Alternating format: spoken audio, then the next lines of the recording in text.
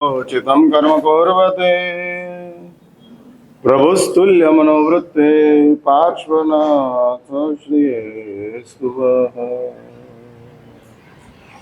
દર રવિવારે 9:30 થી 11:30 સમય દરમિયાન 5 રવિવાર સુધીની આપણી એક પ્રવચન શ્રેણી ચાલે છે, જેની અંદર મહાભારતના કેટલાક મહત્વના જે પાત્રો છે કે જે મહત્વના પાત્રો એમના જીવનની વાતો કરતા એમના મેસેજની વાતો આ પ્રવચન દરમિયાન તમારી સમક્ષ મૂકવાનો પ્રયાસ થઈ રહ્યો છે કે જેના દ્વારા માણસ તરીકેનું જીવન, અને ખાસ કરીને જ્યારે ભારતની અંદર જન્મ થયો છે ત્યારે માત્ર માણસ થઈને ચાલો એ ન ચાલે, સ્વજન બનીને જીવવું પડે તેમ છે. વિશ્વની અંદર જન બનીને જીવાય, ભારતની અંદર સ્વજન બનીને જીવાય. કારણ કે આ દેશની અંદર પારિવારિક જીવન એટલે વિદેશોની અંદર હ્યુમન લાઈફની મહત્તા છે, ભારતની અંદર ફેમિલી લાઈફની મહત્તા છે. હા, હ્યુમન લાઈફ માટે વિદેશોની અંદર ઘણા બધા રિસર્ચો, સંશોધનો, આવિષ્કારો, પરિષ્કારો થયા. કારણ કે માણસનું જીવન બહુ મૂલ્યવાન છે. વિશ્વની આવી એક માન્યતા છે, અને એ માન્યતા થોડી ઘણી શિક્ષા પ્રાપ્ત થયા પછી શરૂ થઈ છે. પુરાણો સમય એ ચાલતો હતો વિદેશોનો કે જેની અંદર માણસ પણ, માણસનું જીવન પણ સાધન તરીકેનું હતું. હા, અને સાધન તરીકેના જીવનની અંદર જરૂર પડે તો માણસ જ માણસની હત્યા કરી નાખતો હતો. કારણ કે હ્યુમન લાઈફ માત્ર પર્સનલ લાઈફ જ ચાલતી હતી, મારી જ લાઈફ.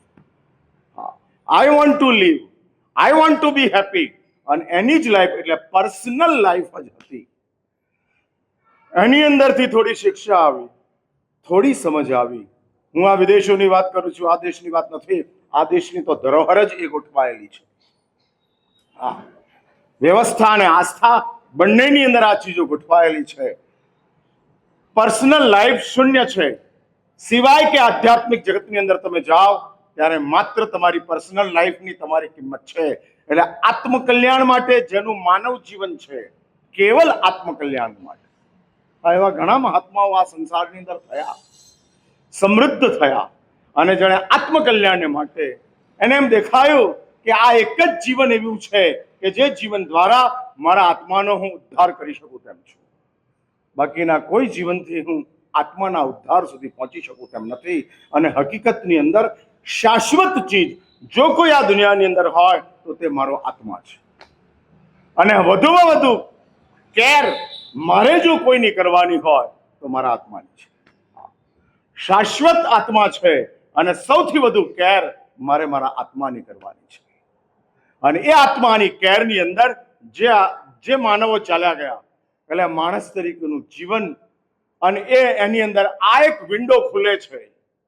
અને ખુલેલી વિન્ડોની અંદર એમ કે છે કે આ જીવનનો 100% ઉપયોગ ક્યાં આગળ થઈ શકે? જીવનને સંસ્કારી બનાવવામાં ના, જીવનને સમૃદ્ધ બનાવવામાં ના, જીવનને શિક્ષિત બનાવવામાં ના, જીવનને માત્ર ને માત્ર આત્મશુદ્ધિ માટે આ જીવનનો ઉપયોગ થાય તો એ આત્મશુદ્ધિ 100% પ્રાપ્ત થઈ શકે તેમ છે. 100% બની શકે એવું છે. ભગવાન મહાવીરના શાસનની અંદર શાસ્ત્રો એવું કહે છે, આમ આ અવસરપીણી કાળની અંદર 10 આશ્ચર્યો થયા, જે કલ્પસૂત્રના પ્રવચનની અંદર તમને સંભળાવવામાં આવશે. વિનય વિજયજી મહારાજે સુબોધિકા ટીકાની અંદર આ 10 આશ્ચર્યોનું વર્ણન બતાડેલું છે. અને પર્યુષણા પર્વના ચોથા દિવસના બપોરના પ્રવચનની અંદર આ વાતો બતાડાય છે. આશ્ચર્ય એટલે not surprising, not miracle, accident, અકસ્માત. હા, આ આશ્ચર્યનો અર્થ જ છે કે અકસ્માત છે, બને નહીં છતાં બની ગયું, એનું નામ અકસ્માત. અને એ અવસરપીણી કાળ જે પરમાત્મા આદિનાથથી શરૂ થયો અને ભગવાન મહાવીર સુધી ચાલ્યો, એ 24 તીર્થંકરોની સાયકલની અંદર 10 આશ્ચર્યો થયા.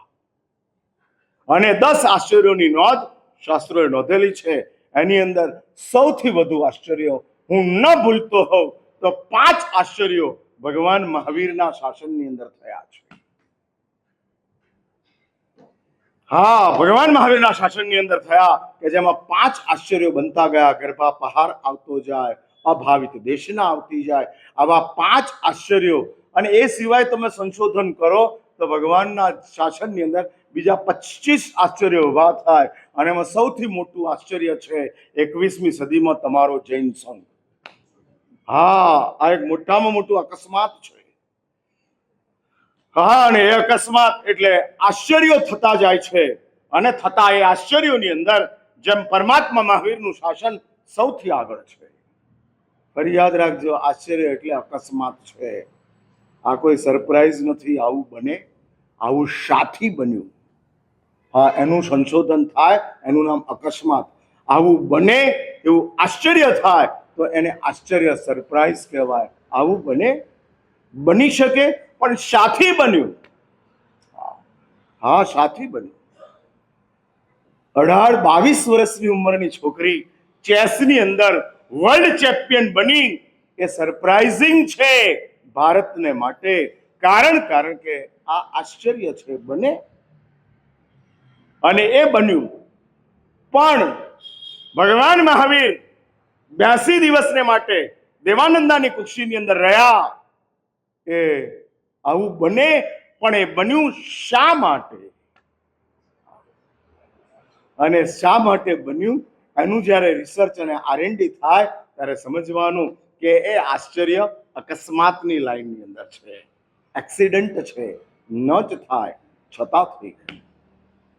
હા, ન જ થાય. હા, વડોદરા અમદાવાદના એક્સપ્રેસ હાઈવેની ઉપર એવી વ્યવસ્થા છે, એવું ટ્રાફિકના નિયમો ગોઠવાયા છે કે ત્યાં આગળ એક્સિડન્ટ થાય જ નહીં. અને છતાં થઈ જાય તો એને શું કહેવાય? એક્સિડન્ટ. હા, પ્રેરણા તીર્થની અંદર એક્સિડન્ટ થાય એ નોર્મલ કહેવાય, એને એક્સિડન્ટ ના કહેવાય. થાય. આ તો 4 રસ્તા ઉપર ટ્રાફિક સિગ્નલ જ નથી અને લોકો ચલાવે જ રાખે છે તો થાય.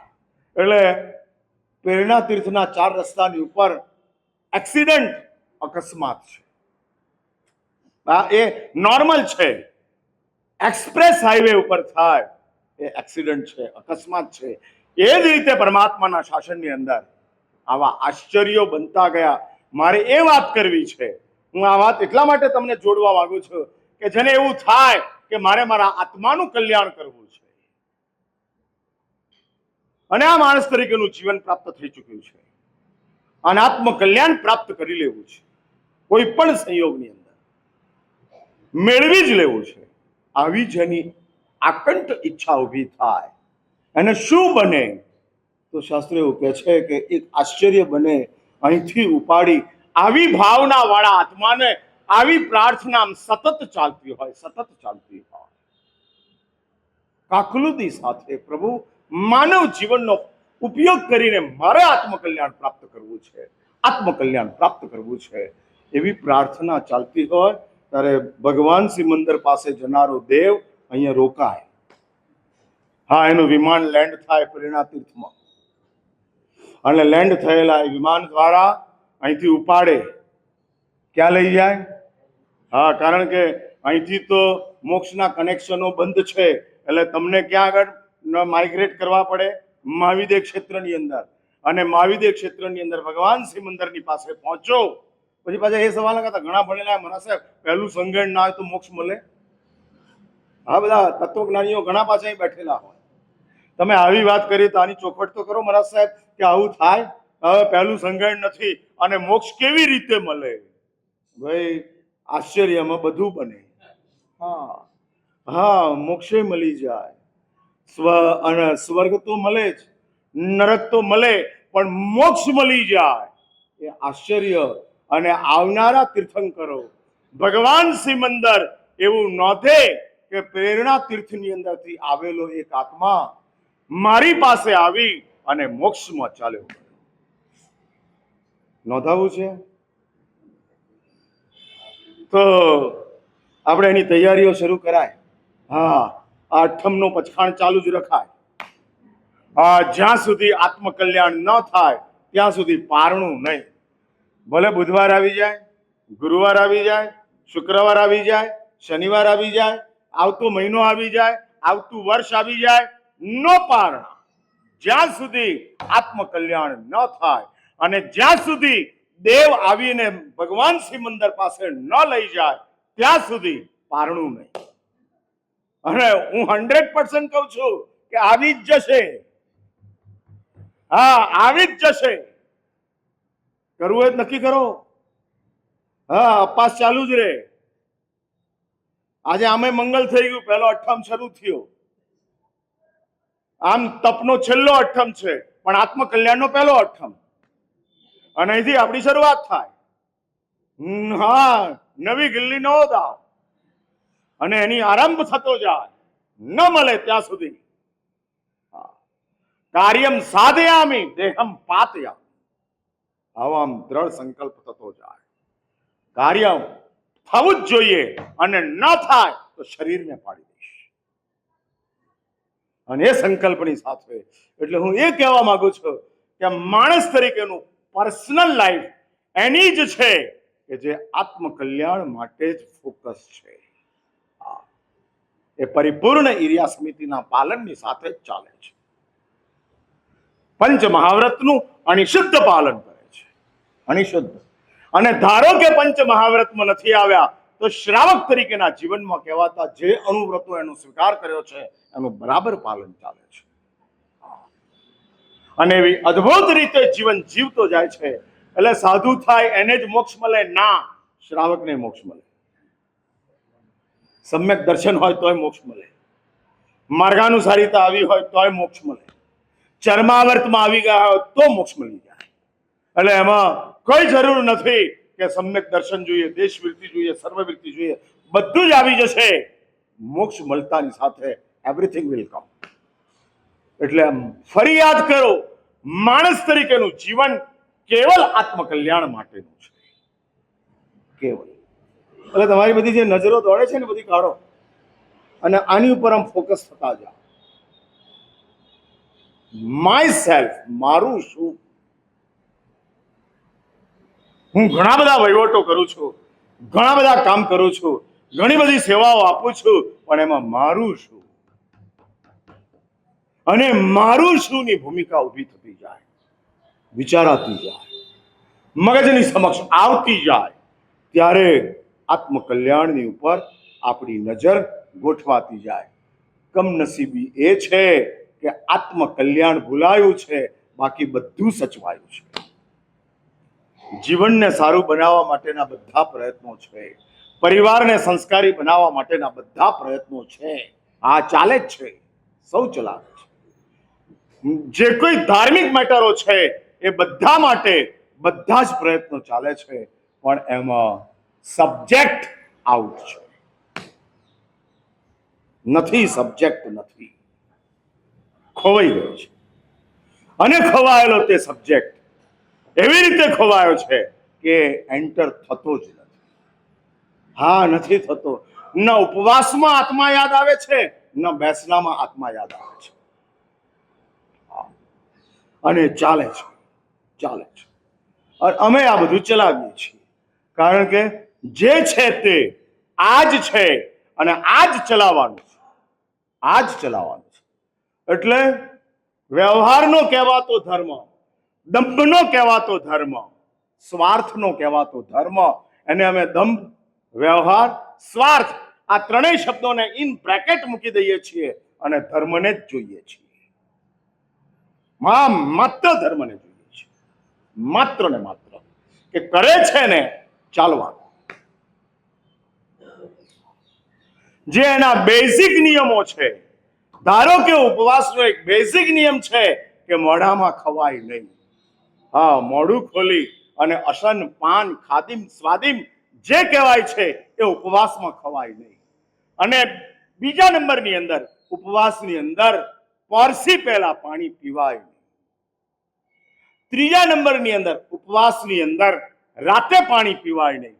આવા જે બેઝિક રૂલ છે ઉપવાસની સાથેના, એ જો હોય તો બાકી બધું અમે નજરઅંદાજ કરીએ છીએ. હા, માંસ ખમણે ચાલતું હોય અને સલાઈને ચાલતો હોય. હવે પૂરું કરવાનું જ છે. હવે 25 દાડા થઈ ગયા અને 5 દાડા માટે અશક્તિ આવી ગઈ, વીકનેસ આવી ગઈ અને પરિસ્થિતિ સિરિયસ થઈ ગઈ, શું કરવાનું? સલાઈન ચડાવી. બેઝિક. મોડેથી નથી ખાતો ને ચાલો, રાતે નથી પીતો ને ચાલો, બરાબર છે. દિવસે સવારે પોર્સી જ કરે છે ને, બરાબર છે, ચલો. અને એ જ એટલે બેઝિક જે ધર્મ છે. આ મારા ગુરુદેવ કહેતા હતા, અષ્ટ પ્રવચન માતાનું જગન્યથી જો મુનિ જીવનની અંદર પાલન થાય તો તમે આ સંસારના અત્યારના સાચા સાધુ છો. હા, એના ઉપરની વાત મારે નથી કરવી. અને અમારા ગુરુદેવ કહેતા હતા એટલે અષ્ટ પ્રવચન માતા જે છે એની ચર્ચા અત્યારે નથી કરતો, પણ એનું પાલન થઈ જાય પતિ. હવે ઉપરની વાતો ભૂલી જાઓ. એટલે હું આ બધું કાઢી અને માત્ર ધર્મ ઉપર ફોકસ કરવાની વાત કરું છું. પરંતુ જ્યારે માણસ તરીકેના જીવનની અંદર આપણું લક્ષ્ય બદલાય છે અને ત્યારે તરત જ ભારત તરીકેના દેશની અંદર જન્મ પામ્યા છો, ત્યારે પહેલી વાત આવે છે કે હવે પર્સનલ લાઈફ નહીં, ફેમિલી લાઈફ. અને પરિવાર તે છે કે જેમાં તમારે સ્વાર્થનું બલિદાન આપવું પડે. સંસાર તે છે કે જેમાં તમારે પરાર્થ કરવો પડે. એટલે સ્વાર્થને સચવાઈને પરાર્થ થાય તે સંસાર, સ્વાર્થનું બલિદાન આપીને સચવાય તે પરિવાર. એટલે પરાર્થ અને સ્વાર્થનું વિલોપન એ બે જુદી ચીજ છે. તમે આમ કહો હું 5 લાખ રૂપિયા જીવદયામાં આપું છું, સાધર્મિક ભક્તિ કરું છું, સાધર્મિકોની સેવા કરું છું, પાંજરાપોળમાં જાઉં છું, અનાથ આશ્રમોમાં જાઉં છું, વૃદ્ધાશ્રમોની અંદર જાઉં છું, આ બધો પરાર્થ છે. પણ તારા સ્વાર્થનું શું એ વાત કર. એ વાત કર. અને તું તારા પોતાના સ્વાર્થને સાચવી અને આ બધો પરાર્થ કરતો હોય તો એ પરાર્થ છે, પરિવાર નથી. હા, નથી, પરિવાર નથી. હા, આમાં તારો અહંકાર પોષાય છે. અહંકાર એ તારો સ્વાર્થ છે. આવેશ એ તારો સ્વાર્થ છે. લાલસા કે વાસના એ તારો સ્વાર્થ છે. તું તારી લાલસા માટે જો ઘરને માથે લેતો હોય અને પછી તું 5 કરોડનું દાન કરતો હોય તો પરાર્થ છે, સ્વાર્થનું વિલોપન નથી. સમજાય છે મારી વાત? મગજમાં આમ ક્લિયર થાય છે? એટલે હું આ સમજાવું છું, એ સમજાય છે ને? એટલે એક વાત સમજી રાખજો, પરાર્થ છે, સ્વાર્થનો નાશ નથી. સંસાર માટે પરાર્થ ઉપકારી છે, જરૂરી છે, પણ ઘરને સારું રાખવું હોય તો સ્વાર્થ છોડવો પડે તેમ છે. અને સ્વાર્થ છોડવો એટલે શું? તારા અહંકારને ઓગાળ. સાચું બોલો, આમ તમારો અહંકાર ઘરમાં ચાલે કે આખા ગામમાં ચાલે? ક્યાં આગળ ચાલે? ઘરમાં છોકરા સાંભળતા નથી અને ગામમાં આવી અને ધમ પછાડા ચાલતા હોય. હા, કોઈ સાંભળતું નથી અને અહીંયા આગળ આવી અને બધું જ ચલાવાતું જતું હોય. એટલે જ આપણા જીવનની અંદર આપણો અહંકાર, આપણો સ્વાર્થ, આપણી લાલસા, આપણી વાસના, કાન ખોલીને સાંભળી લો, સંસારને નુકસાન નહીં કરે, તમારા ઘરને બરબાદ કરી નાખશે. જો અહંકાર ન હોત તો મહાભારત થાત. અને મહાભારત એ પારિવારિક સંઘર્ષની કથા છે. કૌરવ અને પાંડવ કોણ? ભાઈઓ. રામાયણની અંદર જે યુદ્ધ થયું એ શિષ્ટ વર્સિસ દુષ્ટનું હતું. એક બાજુ રામ અને બીજી બાજુ રાવણ, એટલે શિષ્ટ વર્સિસ દુષ્ટ, હીરો વર્સિસ વિલન હતા રામાયણની અંદર. એ તો બે વિલન છે. દુનિયાની અંદર કૌરવો નાલાયક છે તો પાંડવો દૂધે ધોયેલા નથી. એ જ કમનસીબીની અંદર પાંડવો છે, એ જ કમનસીબીની અંદર. એટલે મહાભારત પારિવારિક સંઘર્ષની કથા છે. પારિવારિક જીવનની અંદર જ્યારે અહંકાર આવે છે, જ્યારે સ્વાર્થ આવે છે, જ્યારે લાલસા આવે છે, જ્યારે વાસના આવે છે, જ્યારે ઈર્ષ્યા આવે છે, જ્યારે વિશ્વાસઘાત આવે છે, જ્યારે જૂઠ આવે છે, જ્યારે ડબલ રોલની અંદર કામ ચાલતા જાય છે, ત્યારે સમજી રાખજો ઘરની અંદર મહાભારત પેદા થાય છે. આ બધાનો સરવાળો ઇઝ ઇક્વલ ટુ મહાભારત. આ બધાનો સરવાળો. અને તમે મહાભારતના પાત્રોની અંદર હું જે બોલી ગયો છું એ જોઈ લેજો, દેખાશે. આ જડી જશે, આ બધું જ જડી જશે. અને જડતી ચીજોને જોઈ અને નજરની સમક્ષ રાખજો. જો આ બધા સ્વાર્થોનું આપણે વિલોપન ન કરી શકતા હોઈએ અને આપણે ઓગાળી શકતા ન હોઈએ તો લખી રાખજો કે ઘરની અંદર મહાભારતનું સર્જન થાય છે. ભાઈ, પરિવાર માટે સ્વાર્થનું આપણું બલિદાન ખરું કે નહીં? દીકરાને ભણાવવો એ સ્વાર્થનો નાશ નથી. હા, નથી. એ તો તમારો સ્વાર્થ છે માટે તમે ભણાવો છો, તમે સમજાવો છો. હા, એ સ્વાર્થની અંદર ચાલે છે. પરણાવાની અંદર તમારો સ્વાર્થ કે દીકરાનો પરાર્થ? આગળ હું પૂછું છું, દીકરાને પરણાવવાની બાબતમાં તમારો સ્વાર્થ કે એનો પરાર્થ? એનું ઘર સારું ચાલે એટલા માટે પરણાવો છો? પરણ્યા પછી તમારું ઘર સારું ચાલ્યું એવું ખરું?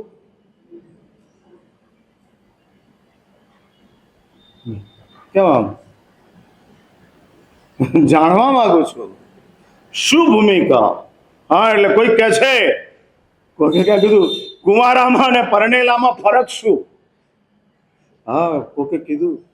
અને ત્યારે કોકે એમ કીધું, જવાબ આપ્યો કે જે ડેરી મિલ્ક લે એ કુંવારો છે અને ડેરીએ મિલ્ક લેવા જાય એ પરણેલો છે. હા હા હા, એટલે ડેરી મિલ્ક એ કુંવારા, એટલે કુંવારાને ડેરી મિલ્ક મળે, મોટું પેક. કેમ? હજુ અનમેરિડ છે, એટલે પરણ્યો નથી તો ડેરી મિલ્ક, અને પરણેલો છે તો પછી અમૂલના પાર્લર ઉપર જાઓ અને દૂધની કોથળીઓ લાવો. હા હા, અને એ ચાલે. એટલે હું પૂછું છું કે આમ લગ્ન કરાવવાની અંદર શું તમારો સ્વાર્થ કે તમારા સ્વાર્થનો વિલોપન, કે પછી તમારો પરાર્થ? કઈ ભૂમિકા? શ્રી કૃષ્ણના રોલની અંદર મા બાપે પોતાના સંતાનોની સાથે લગ્નના દિવસોની અંદર ડિબેટ કરી હોય એવો કોઈ બાપ અહીંયા આગળ ખરો? તમને ખબર છે ને, શ્રી કૃષ્ણએ પોતાની દીકરીઓને પૂછતા હતા, રાણી થવું છે કે દાસી થવું છે? એમ તમે તમારા દીકરાને પૂછ્યું કે નહીં, ગુલામ થવું છે કે શેઠ થવું છે?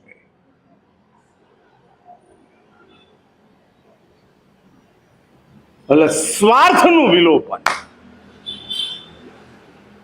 જ્યાં આગળ નથી ત્યાં પરિવાર સમૃદ્ધ થઈ શકતો નથી. અને આખું મહાભારત પોતાના સ્વાર્થની અંદર આગળ વધતું જાય છે, આગળ વધતું જાય છે. અને આગળ વધતા એ સ્વાર્થની ભૂમિકા આજે હું અર્જુનની વાત તમારી સમક્ષ કરવાનો છું. અને અર્જુન જો મહાભારતની અંદર ઓછામાં ઓછું બગડેલું કોઈ પાત્ર હોય તો તે અર્જુન છે, યુધિષ્ઠિર નહીં. મહાભારતમાં કોઈ સારા છે જ નહીં, બધા વિલનો જ ભેગા થયા છે. અને જ્યારે વિલનોની ભીડ થાય ને ત્યારે મહાભારત થાય. એકાદ વિલન હોય તો રામાયણ થાય, અને બધા વિલન હોય તો મહાભારત થાય. હા, એટલે બધે જોઈ લેવાનું, ઘરમાં, સમાજમાં, સંઘમાં. હા, એકાદ વિલન હોય અને બાકી બધા સીધા હોય તો રામાયણ. એ વિલનને જીરવી લે. હવે ચાલો વાત પૂરી કરો. બધાની તાકાત રામ જેવી ન હોય કે રાવણને પતાવી જ દે. પછી એ રાવણને હાચવી રાખે ને પોતાના કામ કરતા જાય. પણ હોય એટલે એક જ વિલન હોય તો સમજવું કે રામાયણ છે, અને બધા જ વિલન હોય તો સમજવું કે મહાભારત છે, અને મહાભારતના સર્જન થતા જાય. એટલે મહાભારતની અંદર લગભગ બધા પોતાના સ્વાર્થ, પોતાના અહંકાર, પોતાની વાસનાઓમાં જ પડેલા છે, ઈર્ષ્યાઓમાં ડૂબેલા છે. એટલે ગમગીનીની કથા છે, ગત જન્મોના સંસ્કારની કથા મહાભારત છે, આ જન્મના સંબંધની કથા રામાયણ છે.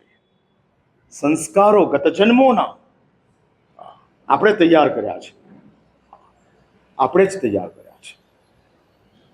જેમ હોર્મોનલ ડિસીઝ હોય છે ને, હેરિડિટરી ડિસીઝ આવે છે, વારસાગત ડિસીઝ આવે છે, હોર્મોનલ ડિસીઝ આવે છે, હોર્મોન્સનો ડિસઓર્ડર થાય અને એના કારણે રોગ પેદા થાય. તબીબી સાયન્સે એ શોધ્યા.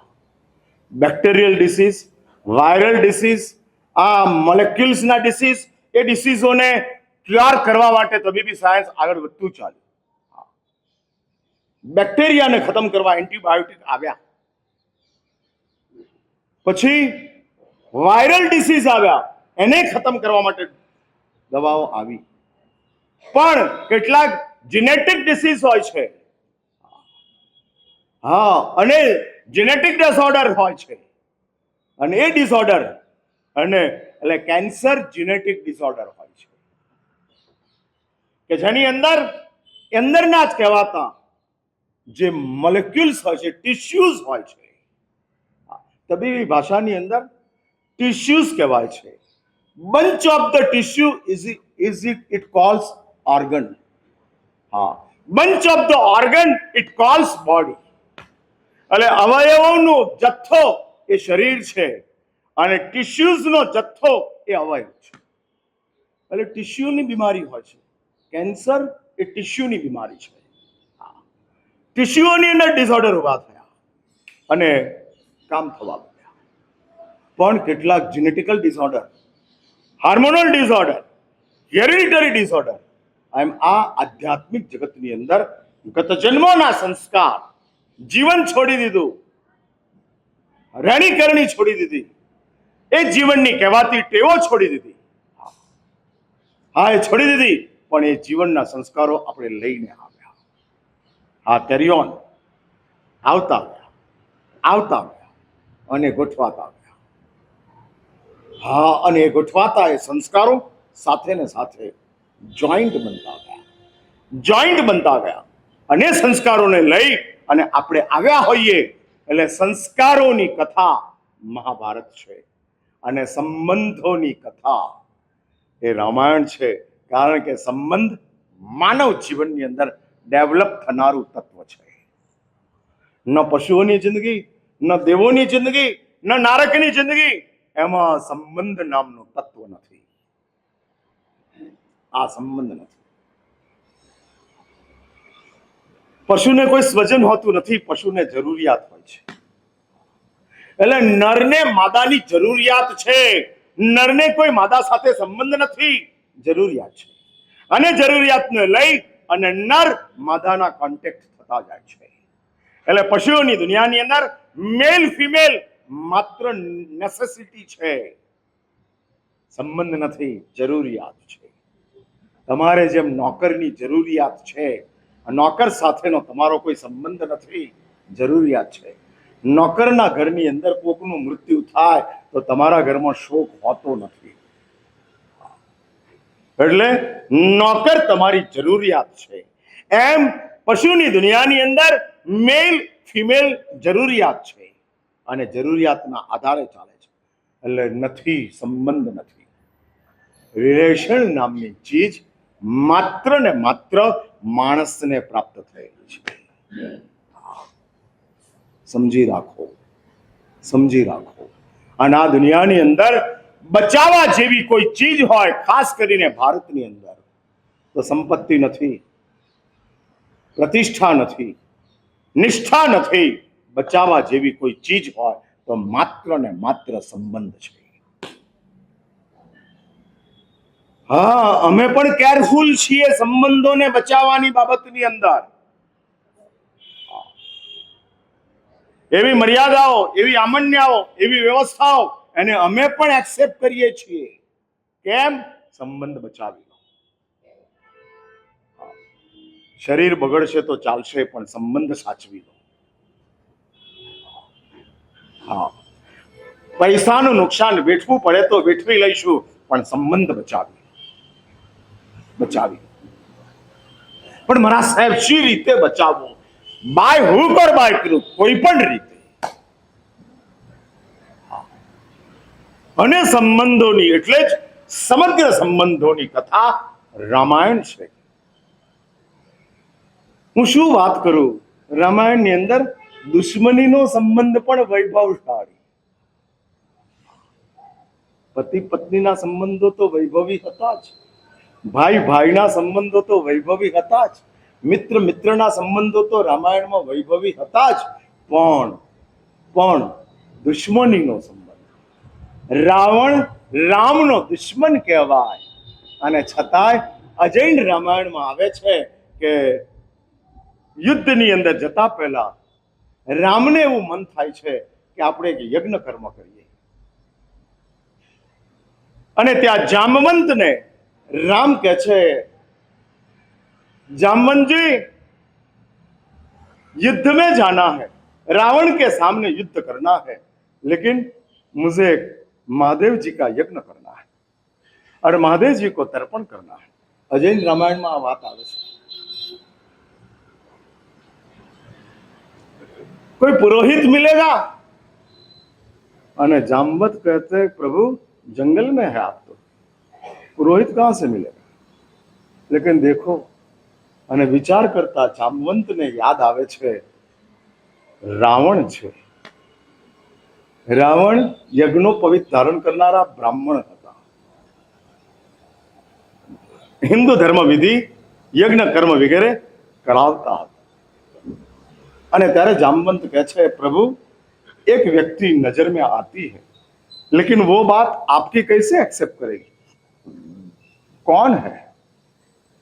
અને ત્યારે જામવંત કહે છે કે रावण स्वयं वेद का पंडित है.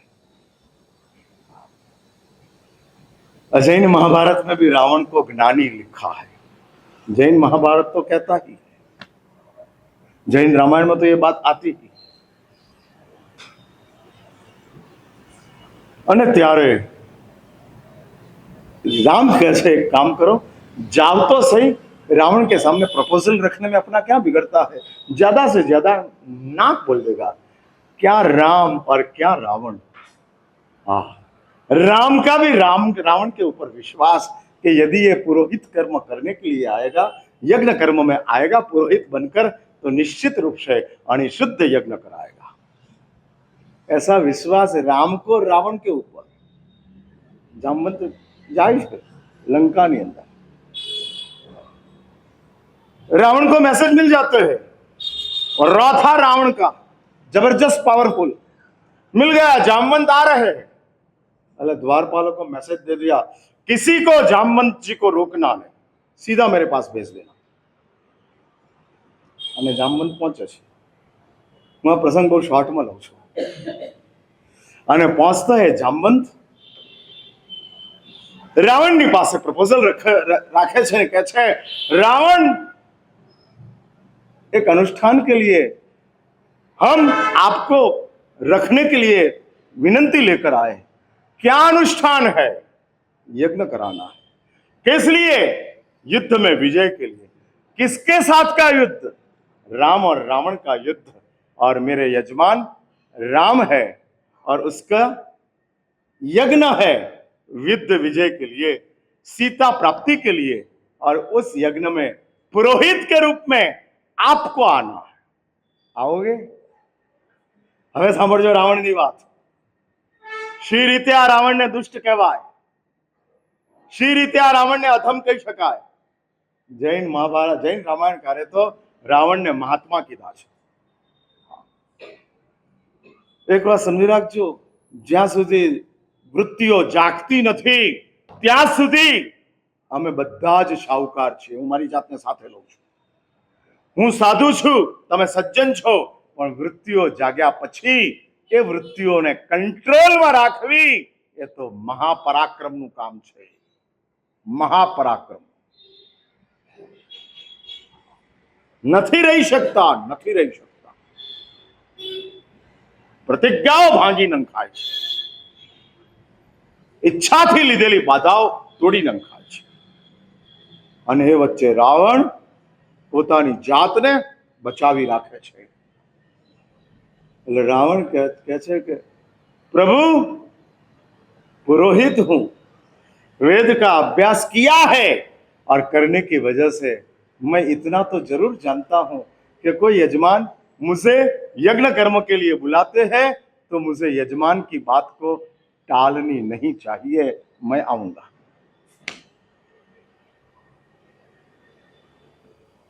અને જામવંત પાછા પડે છે. ત્યારે વળી રાવણ બોલાવે છે, ખડે રહો જામવંતજી, आपका यजमान जंगल में है, यज्ञ की सामग्री मिलेगी. અને ત્યાં જામવંત માથું ખજવાડે છે, જંગલમાં ક્યાંથી યજ્ઞની સામગ્રી મળે? ઓનલાઈન ચાલતું નહોતું. એમેઝોન કે ફ્લિપકાર્ટ ને ઓર્ડર લખાવી દે અને એમેઝોન કે ફ્લિપકાર્ટ મોકલી દે એવું ઓનલાઈન સુવિધા નહોતી. એટલે जामवंत कहते नहीं है, देखो शास्त्रों में बताया है यजमान के पास यज्ञ कराने की भावना हो और यज्ञ करने की सामग्री ना हो तो पुरोहित की जिम्मेदारी रहती है सब सामग्री की व्यवस्था करना. मैं व्यवस्था करूंगा. आगड़ जाए छे, आपके यजमान कुंवारा है या शादीशुदा है? रावण ने कैसे जानते हो आप? शादीशुदा है तो पत्नी के साथ में बैठकर यज्ञ करना पड़ता है. અને રાવણ કહે છે, मैं जानता हूं आपके यजमान की पत्नी मेरे कब्जे में है, लेकिन ये यज्ञ कर्म के लिए पत्नी आवश्यक है. मैं उसको लेके आऊंगा. આ રાવણ છે. અને રાવણે પોતાના દીકરાને આદેશ કર્યો, જાઓ દેવરમણ ઉદ્યાનમાં, सीता को मैसेज दे दो, कल सुबह 5 बजे रथ आएगा, स्नान करके रथ में बैठना है और यज्ञ के लिए जाना है. પહોંચે છે, યજ્ઞ શરૂ થાય છે. પછી બધે ઘણા બધા વાર્તાલાપ થયા, ચર્ચિતો નથી. બહુ અદ્ભુત અદ્ભુત ભૂમિકાઓ છે. સંબંધોનું ગૌરવ કેટલું બધું અદ્ભુત છે, કેટલું બધું અદ્ભુત. જે સંબંધમાં હો એ સંબંધને વફાદારીની સાથે જાળવો. હા, વફાદારીની સાથે જાળવો. અને સંબંધોની આપણી પાસે વફાદારી ના હોય તો એ સંબંધોની અંદરથી રિઝાઇન થઈ જાઓ. હવે મારાથી આ સંબંધોનું પાલન થઈ શકે તેમ નથી, હું છોડું છું. હા, છોડી દો. પણ ડ્યુઅल कैरेक्टर, घर में कुछ बाहर कुछ, अंदर कुछ भीतर कुछ, और ये चलते रहता है. आगे पीछे आगे पीछे आगे पीछे चल रहा. ये तो हमारा बहुत बड़ा विश्वासघात है, विश्वासघात है. અને યજ્ઞ થાય છે, યજ્ઞ કર્મ પૂરું થાય છે. અને ત્યારે राम रावण ने कहते ही पुरोहित ने कि यजमान की जिम्मेदारी रहती है कि जो पुरोहित आता हो उसको पुरस्कार देना, गुरु दक्षिणा देनी. तो हम आपको क्या गुरु दक्षिणा दें? અને ત્યારે રાવણ કહે છે, तुम तो जंगल में हो, क्या दोगे? मात तो लो. અને ત્યારે રાવણ કહે છે, સાંભળજો હવે આ છેલ્લી પંક્તિ અને અંતિમ સંબંધની એક ગરિમા બતાડતા કહે છે કે દેખો मैंने सुना है कि आप लोग जब इधर से मृत्यु प्राप्त करते हैं तब लोग आपको याद करते हैं, और याद करते हैं उसके साथ आप उनके पास चले जाते हो। मृत्यु के समय में लोग राम राम बोलकर आपको याद करते हैं और आप पहुंचते हो। गुरु दक्षिणा में इतना करना कि मैं जब जाऊं तब आपको मेरे सामने रहना,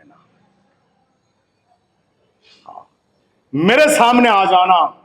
અને હકીકત એ જ ઊભી થાય છે કે જે થયેલી હકીકતની અંદર રાવણની મૃત્યુના સમયે રામ હાજર છે। આ સંબંધોની કથા છે।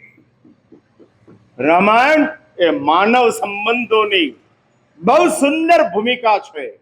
અને ફરિયાદ કરો, મહાભારત એ કેવલ ગત જન્મોના સંસ્કારોની કમનસીબીઓ છે।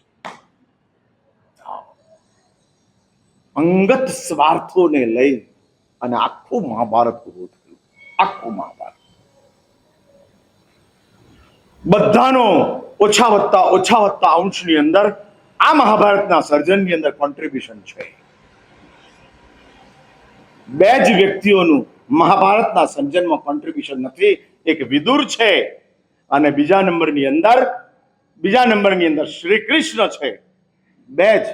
અને ત્રીજો ગણો તો જે આજનું પાત્ર લેખન છે અર્જુન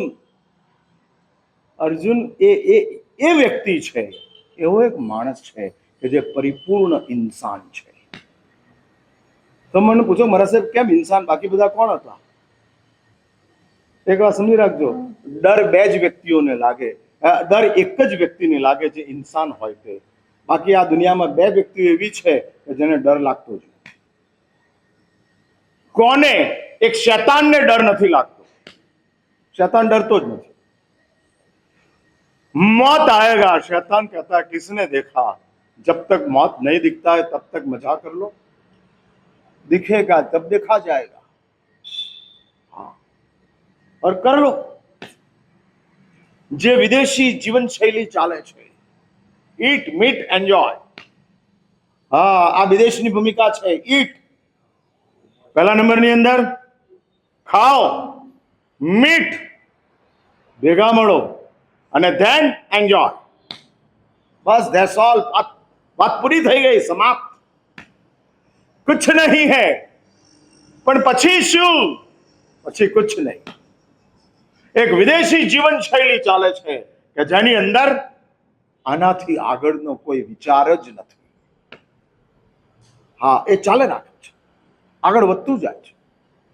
ઓછા વધતા અંશની અંદર ભારતમાં પણ એ પવન ચાલુ થયો છે। જૈનો પણ આ પવનથી બચેલા નથી। હા, નથી બચેલા, નથી બચેલા। મુંબઈની અંદર એક છોકરો આવેલો,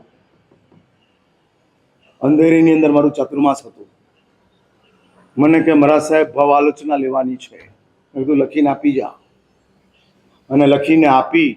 એ છોકરાની ભાવ આલોચનામાં લખ્યું હતું કે જૈન છું, મમ્મી વર્ષી તપ કરે છે, પણ મેં 14 વર્ષની ઉંમરથી નોનવેજ ખાવાની શરૂઆત કરેલી છે અને મારી નોનવેજની અંદર સૌથી પ્રિય આઈટમ લોબસ્ટર છે। લોબસ્ટર એટલે ખબર છે ને, કરચલા, આમ 6-7 પગલા આવે ને, 6-7 પગવાળા, અને આ દરિયાઈ પ્રાણી છે, દરિયાઈ જીવ છે। મુંબઈની અંદર સ્પેશિયલ લોબસ્ટર્સ માટેના સ્પેશિયલ રેસ્ટોરન્ટ હોય, ત્યાં આગળ બધી લોબસ્ટરની જ આઈટમો બનતી હોય। અને છોકરાએ લખ્યું, કિલો બંધ લોબસ્ટર ખાઈ ગયો છું। તમારી શિબિરો સાંભળ્યા પછી મગજ ઠેકાણે આવ્યું છે અને ભાવ આલોચના કરવી છે, માટે હું આ લખીને આપું છું। એટલે આ હવા જૈનો સુધી પહોંચી છે। કદાચ પ્રેરણા તીર્થ પણ આમાંથી બાકાત નહીં હોય। હા, નહીં હોય। 600 ઘર માટે તમે આત્મવિશ્વાસથી કહી શકો તેમ નથી કે એક પણ ઘરની અંદર 7 વ્યસનોમાંનું એક પણ વ્યસન નથી। 600 ઘર ભલે મેજોરિટી ઘરોની અંદર 7 વ્યસન ન હોય, પણ ઓછા વત્તા અંશની અંદર ડ્રિંક્સ ચાલે છે. હવે તો હું મહિના ઉપર થઈ ગયો. હા, અને મને બધા સમાચારો મળતા જાય. હા, મારી પર રીલ આવતી જાય, સોશિયલ મીડિયા આવતું જાય, બધું. અમારું નેટવર્ક બહુ પાવરફુલ હોય. હા, અમે ક્યાંક ને ક્યાંક સીસીટીવી કેમેરા ગોઠવ્યા હોય, એટલે અહીં આવનારાઓમાં પણ દારૂ પીનારા છે. હા, એટલે 7 વ્યસનથી મુક્ત સંપૂર્ણ સંઘ અમદાવાદની અંદર કયો છે એ મોટામાં મોટો સવાલ છે. 7 વ્યસનથી મુક્ત હજારો પરિવાર છે, તમામ સંઘ નથી. હા, નથી. અને એવા સંઘની અંદર અમે લોકો બેઠા છીએ. આ છે એટલે ઈટ મીટ એન્જોય ચાલતું જાય છે. આજે તમારા ઘરોમાં નથી, જો કેરલેસ રહ્યા તો આવતીકાલે તમારા ઘરની અંદર પણ આ રેલો આવનાર છે. અટકાવવા મુશ્કેલ છે. જેને અટકવાનું છે આવતા નથી, જે આવે છે અટકેલા છે. હા હા, આવી કમનસીબી છે. એટલે હકીકતમાં મારા વ્યાખ્યાનો ઉપાશ્રય માટે નથી. હા હા, મારા વ્યાખ્યાનો અહીંયા આગળ તો હું માત્ર આ ફરજ બજાવવા પૂરતું જ કરું છું. It is my duty. ભાઈ અહીંયા આગળ રહું, તમારા ગુજરી પાણી વાપરું, તમારા અપાસરામ રહું, તો મારે કંઈક આપવું પડે ને. આનું નામ જીએસટી. એટલે હા, અમારું વ્યાખ્યાન એ તમારા તરફથી ગોઠવાયેલું જીએસટી છે. હા હા, જીએસટી. વધારે ને વધારે એટલે તમે અમને તપમાં આગ્રહ કરી ના શકો, તમે અમને જપમાં આગ્રહ ન કરી શકો, તમે અમારી ગોચરી પાણી બંધ ન કરી શકો. તમારે આપવું જ પડે. રહેવા માટે ઉપાસરો આપવો પડે, ભોજન માટે ગોચરી પાણીની વ્યવસ્થા કરવી પડે, જરૂર પડે તો દવા દારૂની વ્યવસ્થા કરવી પડે. એટલે અમારું જીએસટી આ એક છે કે વ્યાખ્યાન આપવું પડશે. તમે નહીં આવો તો ચાલશે, પણ કોક તો જોઈશે જ. બરાબર ને? એટલા તમે ઉદાર છો. હા, નહીં તો એમ કહો તમારું ચોમાસું છે, તમારે જ કરવું પડે. તમે કેમ ના આવો? હા, ઝાડુ મારવાની જવાબદારી છે તો વિનોદ જ કરવી પડે, બીજા કોઈ ન ચાલે. એમ મારે જ આવવું પડે. પણ તમે થોડા સમજદાર છો, ઉદાર છો. ચલો, કોઈ પણ આવે ચાલે એમ છે, પણ વ્યાખ્યાન જોઈએ. એટલે એવું છે કે અમારા વ્યાખ્યાનો જેને જરૂર છે ત્યાં સુધી પહોંચતા જ નથી. અને એટલે બહુ મોટું રિસ્ક ઊભું થઈ રહ્યું છે, બહુ મોટું રિસ્ક. શું બનશે ખબર નથી. માટે જ આ જીવનની અંદર જેને ડર રાખો, એટલે ડર હોના જરૂરી હૈ, ડર ચાહીએ. નિર્ભય વ્યક્તિ, ડર વિનાની વ્યક્તિઓ બે જ હોય, એક શૈતાન, એક ભગવાન. ભગવાન એ છે કે જેને કોઈ ખોટું જ કર્યું નથી, તો શું ડર? શું ડર? હા હા, કોઈ ખોટું કર્યું નથી. મંદિરમાં બેઠેલા ભગવાન તમને કોઈ દિવસ રોડ ઉપર મળતા નથી, અને રોડ ઉપર મળે તો તમે ઓળખતા નથી. હા, મંદિરના ભગવાન રોડ ઉપર મળે, પણ આપણે ઓળખતા નથી. એટલે આપણે સેફ છે કે આપણે એવો નિશ્ચિંત છે કે આ રોડ ઉપર ભગવાન હોય જ નહીં. ભગવાન ક્યાં હોય? હા, ખાલી મંદિરમાં જ હોય. એટલે ભગવાન ખોટું કરતા જ નથી, માટે ડરવાનો સવાલ નથી. અને શૈતાન એટલું બધું ખોટું કરે છે કે ડરવું શેનાથી તે જ સવાલ છે. એટલે ડર જ કાઢી નાખ્યો. તમને ખબર છે શૈતાનની કેવી માનસિકતા હોય? એક નાનકડો રૂમ હોય, અને રૂમની અંદર ઉંદર આવી ગયો હોય, અને બારીમાંથી બિલાડી કૂદકો મારે. સાંભળજો મારી વાત બરાબર. હવે ક્યાંય બારીમાં બારણામાંથી કે ક્યાંયથી ઉંદરને બહાર જવાની જગ્યા નથી, છુપાવાની જગ્યા નથી. પછી ઉંદર શું કરે ખબર છે? આંખ બંધ કરી દે. અને પછી ઉંદર મનથી વિચારે કે મને બિલાડી દેખાતી નથી, માટે બિલાડી છે નહીં. શું કીધું? શું કીધું સાંભળ્યું કે ફરી બોલું? મને બિલાડી દેખાતી નથી માટે છે નહીં. આ નાક બંધ કરી દે. જેટલા ટાઈમ શ્વાસ ચાલે છે એટલા ટાઈમ તો નિશ્ચિંત રહું. બાકી તો આમ તો છે જ સામે શિકાર, પતવાનું જ છે. પણ જેટલા ટાઈમ હવે અટકીને શાંતિથી જવા દો. જે છે શૈતાનની આ હાલત છે. આંખો બંધ છે, વિચાર બંધ છે, બધું જ કરી નાખો. હા, એવા શૈતાનો આ સંસારની અંદર છે કે જે 4 અને 5 વર્ષની ઉંમરની દીકરીઓ ઉપર રેપ કરી નાખે છે અને એના કટકા કરીને ફેંકી દે છે. આવી ગમગીન ઘટનાઓ ભારતની અંદર બને છે.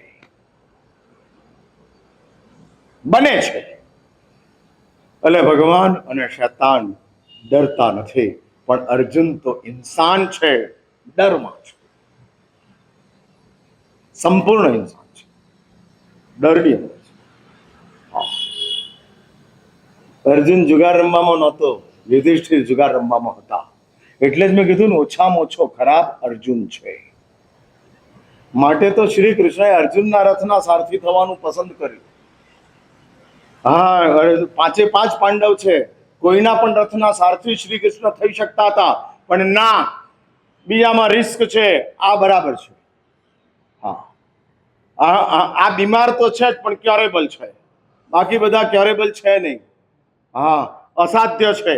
એટલે છોડો. ન યુધિષ્ઠિર, ન ભીમ, ન સહદેવ, ન નકુલ. અર્જુન બરાબર છે. I can manage.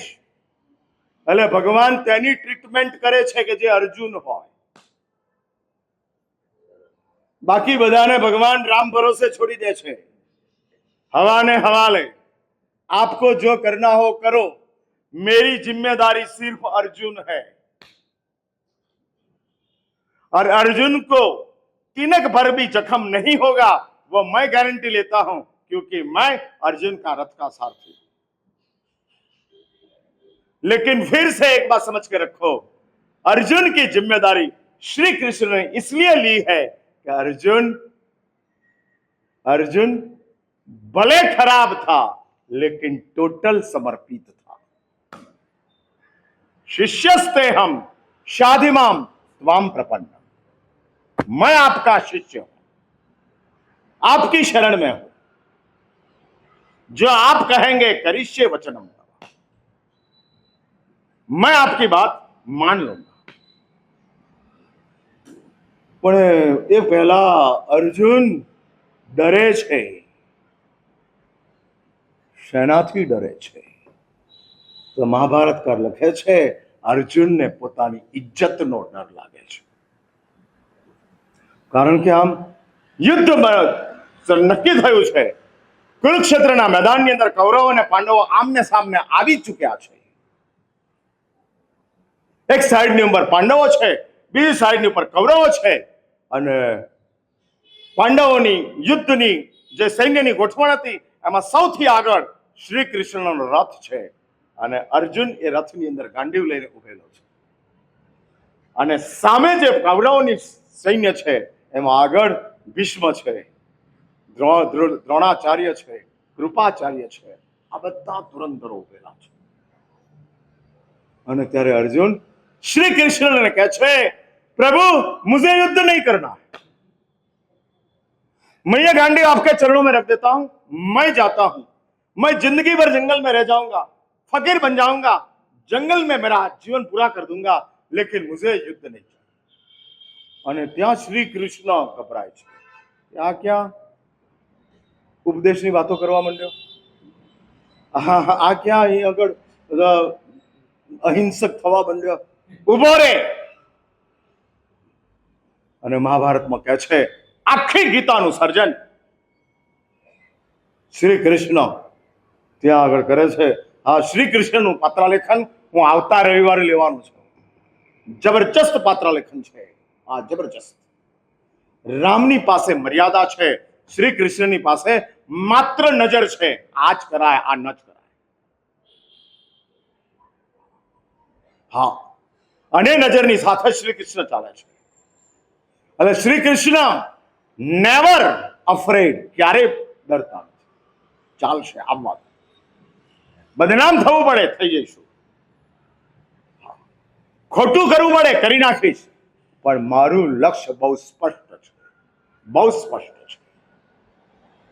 અને સ્પષ્ટતાની સાથે શ્રી કૃષ્ણ આગળ વધે છે. અત્યારે તો હું અર્જુનની જ વાત કરી અને વાત પૂરી કરવા માંગુ છું, પણ એ અર્જુન ગાંડી મૂકે છે. અને ત્યારે શ્રી કૃષ્ણ અર્જુનને કહે છે, ઉભો રે,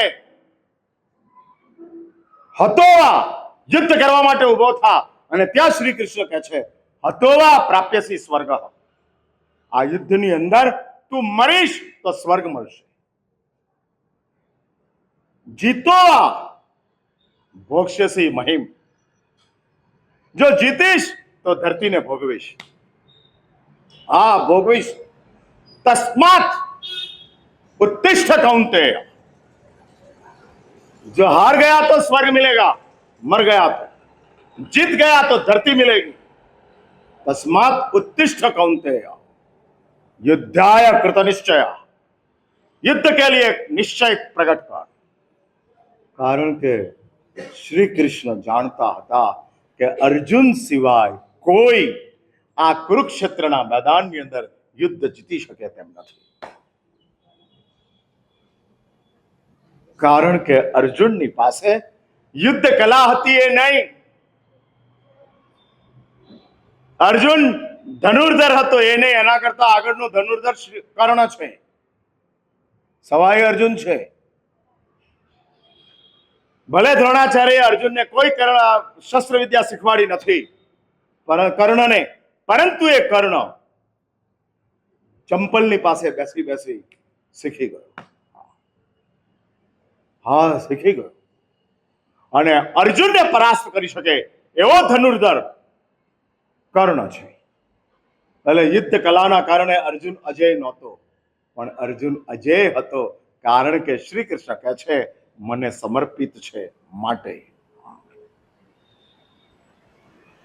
અને શ્રી કૃષ્ણ અર્જુનને કહે છે નમે ભક્ત પ્રણશ્યતિ કૌંતેય પ્રતિજાનીહિ નમે ભક્ત પ્રણશ્યતિ. આ ગીતાની અંદર આ શ્લોકો મૂક્યા છે અને અદ્ભુત વાતો કરેલી છે. अर्जुन एक बात सुनकर रख, जो मेरा भक्त है वो कभी नाश पामता नहीं. અને આ સરल अर्जुन डरता है. पहला स्वजनों के सामने युद्ध करने से डरता था, बाद में प्रभु की बात नहीं सुनूंगा तो डर है. જો તમારે અર્જુન બનવું હોય તો ડર રાખો, ઘરવાળાનો નહીં, જાતનો. હા, અહીં ઘરવાળાથી ડરનારા ઘણા છે, હા ઘણા છે, પણ તમારી જાતનો તમને ડર હોય, તમારા ભાવિનો તમને ડર હોય. આ તમારા ભાવિનો શું થશે, કઈ પરિસ્થિતિનું સર્જન થશે, અને એનો ડર તમને જો સતાવ્યા કરતો હોય, અને એ ડર આપણા જીવનની અંદર ગોઠવાતો જતો હોય. જરૂરી છે દુનિયા આખીમાં નીડર બનજો, પણ તમારા પાપથી ડરપોક રહેજો. હા, પાપનો ડર એ ઇમ્યુનિટી છે. હા, પ્રતિકાર શક્તિ છે, પ્રતિકાર શક્તિ. હા, પ્રતિકાર શક્તિ છે. ઉંદરને પકડવા માટે પિંજરું હોય, પણ સાપને પકડવા માટે કોઈ પિંજરું ખરું? એને માટે તો તમારે સર્પ મિત્રને બોલાવવો પડે, સ્નેક ફ્રેન્ડ, જો ઘરમાં સાપ નીકળે તો. કારણ કે સાપને પિંજરામાં પકડાય નહીં, જાતે પકડવા જાવ તો ભૂકા બોલી જાય. એટલે સાપ માટે કોક જોઈએ, અને સાપથી જેવો ડર છે એવો પાપથી ડર. સપનામાં પણ સાપ દેખાય તો ડરી જાવ ને, એમ ઈચ્છાથી પાપ કરો તો ડર લાગે. સવાલ સમજ્યા મારો? સપનામાં પણ સાપ દેખાય અને એમાં તમને જ કરડતો હોય, અને તમે એમાં બેભાન થઈ ગયા, પતી ગયા, સમજો કે સાપ કરડવાથી સપનામાં મોત આવી ગયું. સાચું બોલો, સવારે સીધા મારી પાસે આવો ને, મારા સાહેબ હજુ શત્રુંજય તપનું પારનું બાકી છે, ગુરુવાર સુધી તો કંઈક એક્સટેન્ડ કરો, પછી જોઈશું આપણે. હા, અને આ સાપે મારા સાહેબ મને ડંખ આપ્યો અને મારા રામ બોલો ભાઈ રામ થઈ ગયા. શું આ સપનાનું ફળ? ત્યારે હું કહું ભાઈ આ સપનું જ છે. આ કાલ અત્તરપાડામાં બેસણાની અંદર થોડું દહીં વડી વધારે ખાધી, એના કારણે આ સપનું આવ્યું. હા, અને આવેલા સપનું આ દેખાયું, એટલે એમાં બહુ ડરવાની જરૂર નથી. આ દહીંવડીનો પુણ્ય પ્રભાવ છે, બીજું કોઈ નથી. હા, ચણાની વસ્તુ ખાઈને ગેસ થઈ જાય, થયેલો એ ગેસ સપનું આવવા માંડે. સ્વપ્ન એ માનસિક ભૂમિકા છે, મનોવિકાર છે, મનોવિજ્ઞાન છે, અને એ આવતું જાય બને એવું. માટે પછી મારે કહેવું પડે, તોય મારા સાહેબ મંગલિક સંભળાવો. હા, પાછું મંગલિકે સંભળાવો, પછી વાસ્કેપ નાખો, વાસ્કેપે નાખો, અને પછી પીઠ કર્યા વિના મને જાય. હા, પૂઠ ના કરાય, બધું બરાબર. કેમ? ડર છે. ભાઈ આ ડર જેવો છે તેવો આપણા પાપ માટેનો આપણો ડર ખરો. આસ્ક યોર સેલ્ફ, अपने आप को पूछो. અર્જુન બનવા માટે ડર જરૂરી છે, અને ડરના કારણે આ અર્જુન તૈયાર થાય છે, તૈયાર થાય છે. અને એટલે જ જો આપણા જીવનની અંદર કોક ડર ઉભો થાય, ચાહીએ ત્યારે તું મને રોકજે, કાંઈ ખોટું કામ કરતો હોઉં ત્યારે તું મને રોકજે. તું એટલે કોણ? નો, મારી પોતાની બુદ્ધિ જ મને અટકાવે. બુદ્ધિ ખોટું કામ કરાવે, સદબુદ્ધિ અટકાવે. હા, બુદ્ધિ અને સદબુદ્ધિમાં આટલો ફરક છે. હા, આટલો ફરક છે. બુદ્ધિ એમ કે ખોટું કરી નાખ, અને સદબુદ્ધિ એમ કે ઉભો રે, ઉભો રે, આ તારાથી ન થાય. અને જે તમને ના પાડે છે એ તમારી સદબુદ્ધિ છે, અને જે તમને એમ કહે છે જવા દે, કાંઈ વાંધો નથી, થઈ જાય, હા થઈ જાય, ચાલશે, એનું નામ બુદ્ધિની ભૂમિકા છે. હા થઈ જાય, મોકલી દે. કાકાને ફ્રેક્ચર થયું હતું અને ડોક્ટરે કીધેલું કે વોકર રાખો, એટલે વોકર રાખતા હતા. 2 મહિના પસાર થઈ ગયા, કાકા દોડતા હતા તો એ વોકર હાથે હતું. એટલે ડોક્ટરે પૂછ્યું કે કેમ ભાઈ, વોકર હવે છોડી દો ચાલશે? તમે તો કીધું છોડી દો, પણ વકીલે એમ કીધું છે કે ઇન્સ્યોરન્સ પકાવવું હોય તો વોકર રાખવું પડશે. હા, અને ઇન્સ્યોરન્સને કાઢવા માટે વોકર જરૂરી છે, માટે હું વોકર લઈને ચાલતો જાઉં છું. બુદ્ધિ એક વાર સમજી રાખજો, આપણને બગાડવાનું કામ કેવલ સંસ્કારો નથી કરતા, બુદ્ધિ સાથે જોડાઈ છે. એટલે ખરાબ થવું છે પણ ખરાબ દેખાવું નથી, આ બે ચાલે. ખોટા કામ કરવા છે પણ પકડાવવું નથી, ચોરી કરવી છે પણ સાવકારી છોડવી નથી. હા, એટલે ખરાબ થવું છે અને ખરાબ દેખાવું નથી. એ કોણ કરે? એ બુદ્ધિ કરે. હા, એ બુદ્ધિ કરે. બાપાએ દીકરાને ફોન ઉપર કહેવાનું કહી દીધું કે બેટા ફોન આવ્યો છે, કહી દે પપ્પા ઘરે નથી. એટલે દીકરા એમ કે પપ્પાએ કીધું છે કે પપ્પા ઘરે નથી. હા, કારણ કે દીકરાની પાસે બુદ્ધિ નથી અને બાપને ખબર નથી કે મારો દીકરો સીધો છે. હા, એટલે જ જો ખોટું કામ કરતી વખતે અંદરથી તમને કોઈ રોકે છે, અને એક વાર લખી રાખો, તમારી સ્થિતિ એવી છે કે તમને ખોટું કામ કરતા રોકતું જ હશે. હા, અંદર બેઠેલા કોક ને કોક કહેતો હશે કે ના કરાય, આવું તારાથી ન બોલાય, આ તારી પત્ની છે, આવી ગાળાગાળી તું કરે છે બરાબર નથી, એવું અંદરથી કહેતું જ હોય. પણ આપણે બુદ્ધિને જેટલી પ્રાયોરિટી આપી છે એટલી સદબુદ્ધિને આપી નથી. માટે જ અર્જુન જો શ્રી કૃષ્ણ જોઈતા હોય, વાત પૂરી કરું છું, તો અર્જુન બનવું પડશે. અને અર્જુન તે છે કે જેને ડર લાગતો. એટલે ઇન્સાનની પહેલી એક મહત્વપૂર્ણ સિમ્ટમ્સ છે કે જે ડરતો હોય તે ઇન્સાન છે. ડર લાગતો હોય, અને એ ડર આપણા જીવનની અંદર પોઝિટિવલી આપણને સાચવી લે છે, બચાવી લે છે. અને બચાવ એ જ જીવન છે. બગડવું તે સંસાર છે, બચવું તે જીવન છે.